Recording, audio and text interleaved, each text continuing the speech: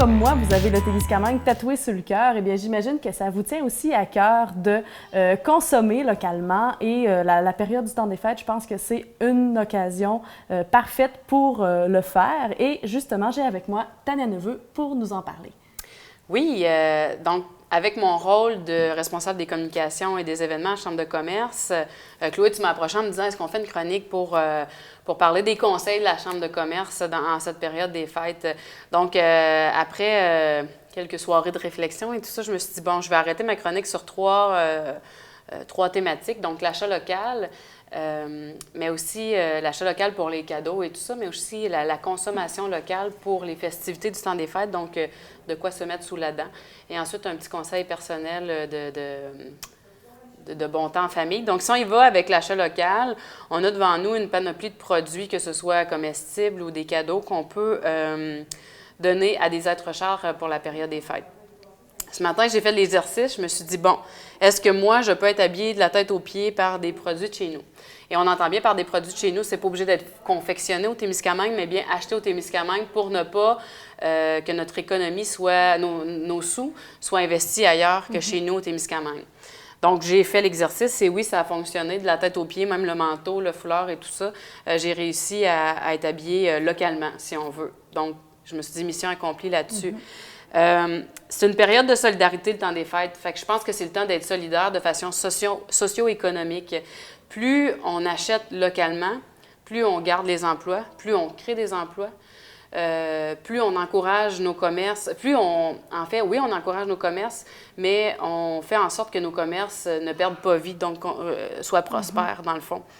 Souvent, on dit oui, mais maintenant en ligne, on peut acheter un ordinateur à tel prix, puis en commerce, on va l'avoir à un autre prix qui est tant de dollars de plus.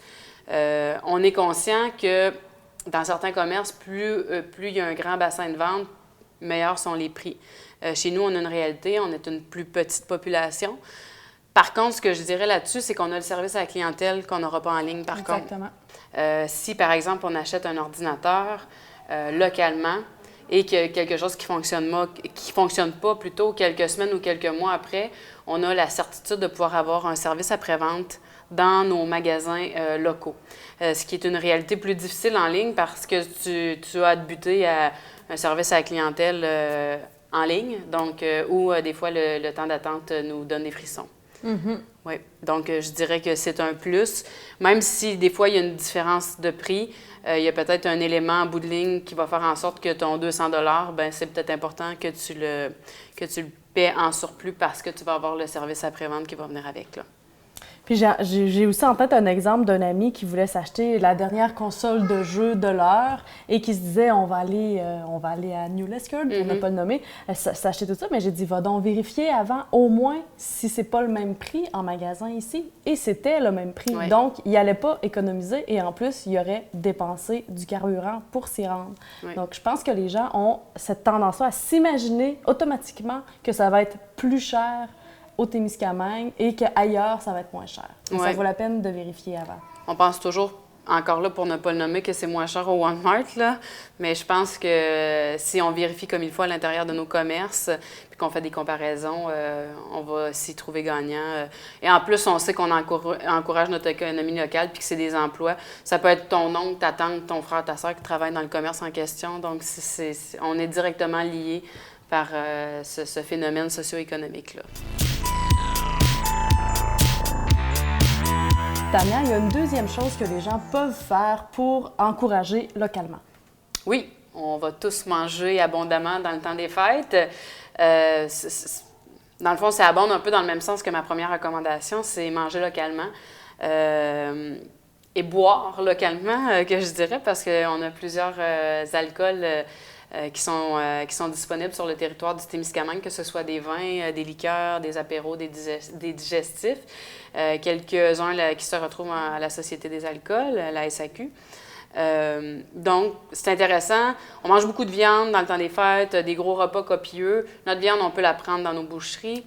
Nos fruits, nos légumes, c'est sûr qu'on est hors saison, mais il y en a encore qui sont disponibles, que je pense par exemple aux pommes de terre, des fines herbes. Ça aussi, c'est disponible chez nous, de l'ail.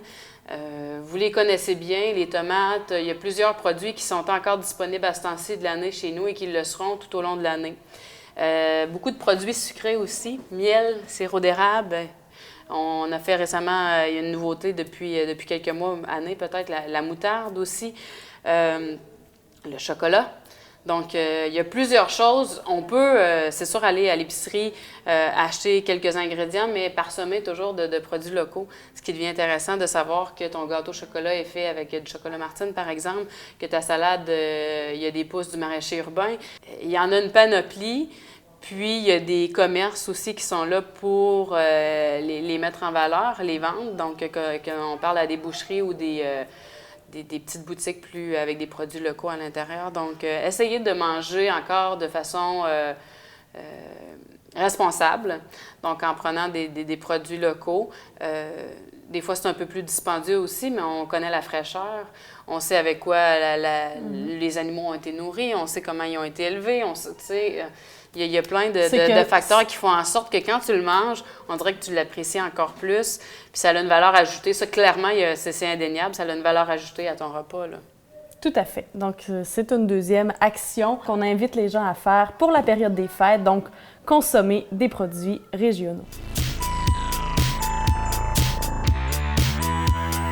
Tania, en conclusion, tu aurais aimé aussi inviter la population à faire des activités particulières pour la période des fêtes. Oui, puis c'est en tant que Tania Neveu, personnellement, je pense que c'est mon conseil à moi, étant une jeune maman de 2 enfants de 5 ans et 2 ans. On a souvent des petites vacances pendant cette période-là où on ne travaille pas. Donc, moi, personnellement, je m'engage à passer du temps de qualité avec mes enfants à l'extérieur, beaucoup, en espérant qu'il y ait un peu de neige pour le faire. Donc, prenez du temps où là, vous n'êtes pas pressé par le temps, justement, par les horaires, par la brassée de lavage, par tout ce qui nous stresse dans notre quotidien. Prenez du temps à l'extérieur avec vos enfants, à faire des anges dans la neige, à se promener en traîneau, à faire les activités que vous voulez. Et prenez le temps aussi de jouer avec les jouets que vos enfants vont avoir reçus, donc pour développer leur imaginaire, pour développer leur créativité, faire du bricolage avec eux autres.